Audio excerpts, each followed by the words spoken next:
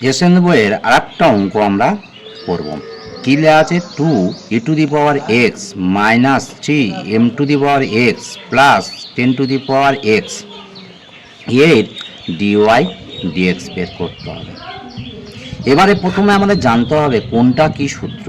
আর এই সূত্রটা কি? ই টু দি পাওয়ার এক্স এর সূত্র। কি ই টু দি পাওয়ার এক্স এর সূত্র? সেই সূত্রটা আমরা লিখে নিই। D D X E to the power X, তার মানে কি হবে? E to the power X. এটা কিসের সূত্র হবে? এটা হচ্ছে D D X A to the power X. কী জন্যে? এ এখানে ধ্রুবক, এখানে এম সেরাম ধ্রুবক।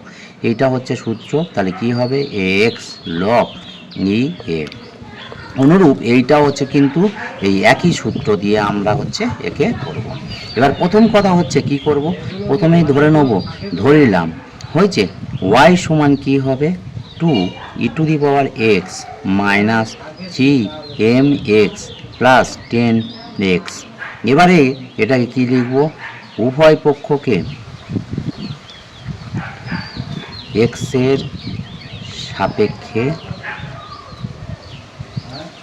অবকলন করিয়া পাই, অবকলন করিয়া পাই।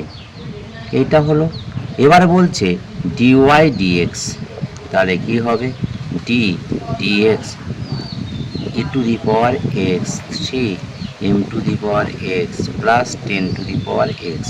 প্রত্যেককে এবার আমরা কি করব? এই প্রত্যেকটার আলাদা করে লিখব। কিভাবে? D DX E to the power 2 E to the power X D DX 3 M to the power X plus D DX 10 to the power X. এবারে কি করব? যেহেতু দুইটা একটা সংখ্যা মানে ধ্রুবক পদ, বাইরে বের করে নেব। In DX E to the power x.